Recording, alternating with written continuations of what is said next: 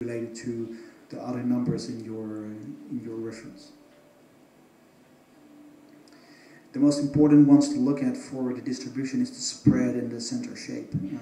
I don't have an image here of an histogram, but anybody who knows a histogram knows a bit how it goes with deviations or up and down. So there's different ways it can happen to this shape. It can be curved or flat, it can go upward or downward, it can have peaks, it can have concentrations or gaps. So the way that it goes will give an impression of there's any consistency in your deviation or not. So because we can have different numbers of distribution, we have different graphs that work better. The histogram is a very known one, but also box plots or whisker plots are very known. They're like this with the things, and they can show you, for instance, how big is the difference in salaries at different departments, for instance. So these are very good to use when you want to see differences in certain areas.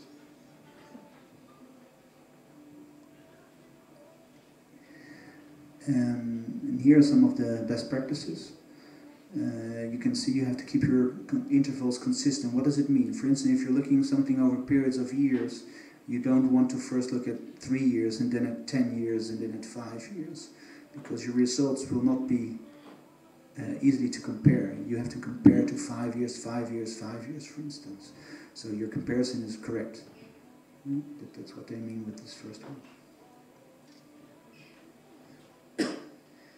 Now, correlations are always very interesting. You want to see if there's any relationship between two types of attributes. And there is even a nice formula for that. And we have a picture because I was not so lazy last night. No, first we go to the shape and then we have the picture, I think. Yes, next one. No picture? Oh, there it is, the picture. Okay, so here you see some pictures. You can see, for instance, the one is going very straight down. There is no difference. It's really like if you draw a line, it goes like this. So then it has a correlation of -1. And you can see with the different ones that the strength of the correlation can be different. The better you can draw a line through it, the better the correlation is, and the bigger the difference, then the weaker the correlation is. Or maybe there's even no correlation, so there's no relation between the two things that you're looking at. Yes. So there are some techniques and best practices also for this. I will not go into it because we're talking about visualization and not about text. Multivariate is the most complex one because we're looking at patterns of multiple aspects. And we're looking at groups that we want to compare. Like, for instance, with students, we look at different types of things. For instance, the men who are at a certain department, etc., from a certain year. So you have to find in a more unconventional way to represent this visually. And we have some more complex. The first one is glisten. It's like sort of icons, so it's a certain representation with like infographics that you can use for that. And what we're going to try is to rank them by similarity or clustering them by similarity, so that we can see the order or which one belong together. So, to wrap it up, the thing is that we have to visualize a good story. If we want to analyze data, be it big data, be it conventional data, we have to first think of the right story, and if we're going to do it exploratory, we have to really find patterns to see and to zoom in on them, because it's very easy to make a mistake and tell the wrong story. Now, the last thing I want to point out, and I couldn't put more information in it because it's going to be a very new book that is going to talk about. It's about noise, and it's very important now with big data, because a lot of data is noise. All this conference, they're going to tell you to take as much data as you can and work with it. I'm going to tell you to make sure you only get the right data. Yeah? A lot of it is garbage, you don't need it, it's going to distract you. Only look at the useful data and try to find that one. So, a little afterthought, a bit unrelated. So how can you bring insight to your users? How are you going to tell the people that want you to look at something to give something to their attention? You can do it in a more agile development way by delivering insights quickly. Data warehousing and also I think big data usually takes a long time to do. That's the idea. And that will give a lot of dissatisfaction for business users mostly because they want something yesterday and not next month. So try to be agile, try to deliver something in small parts. Another way is to have an entrepreneurial approach where you use concepting and prototyping to show some things and say, is this interesting for you? And then if they say yes, then you can move on with that and expand it further. And also remember that visualization is one, but also only one of the success factors for implementing and using information in organization. There is more. You can have the best visualization or the best data, but if it's going to take you a year to show anything, there will be no more interest. Or if you're going to show the wrong thing, there's also not going to be any interest. So use visualization wisely, but also look at the other things to use properly. So, a little bit about where does the information come from. There is this book. There's lots more pictures in this book if you want to see them. So I will be here and you can watch it. This book is, as I explained to you, it's about using visualization for analytics.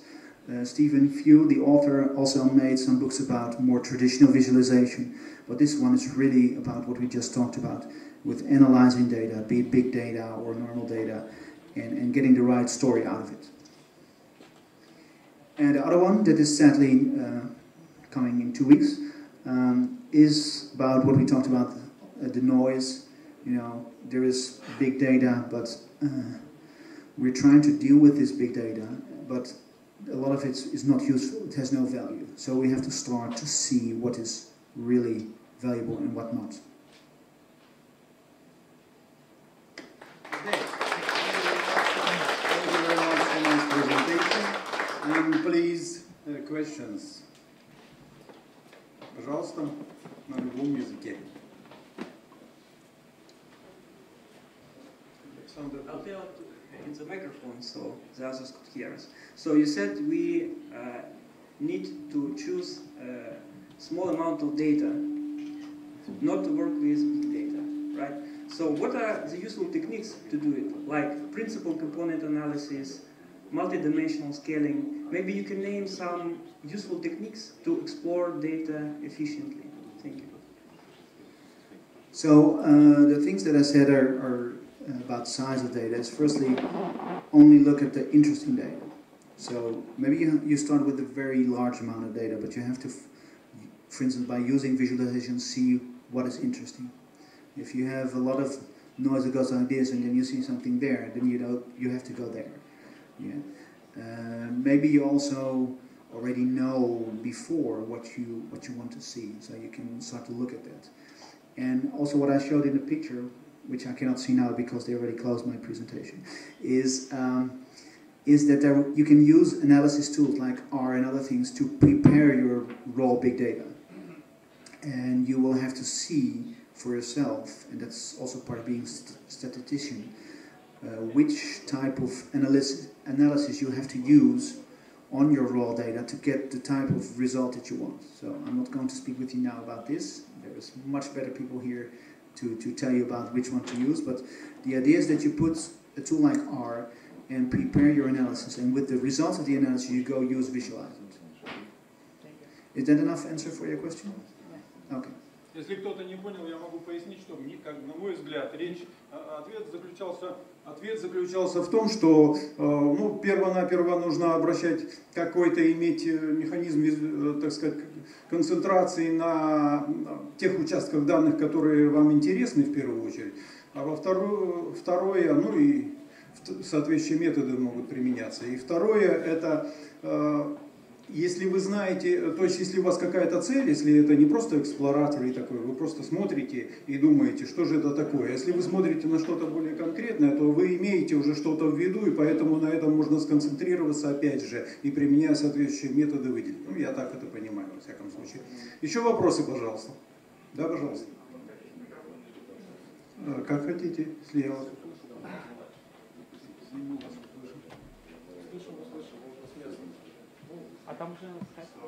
You told that 70% of information we receive from eyes.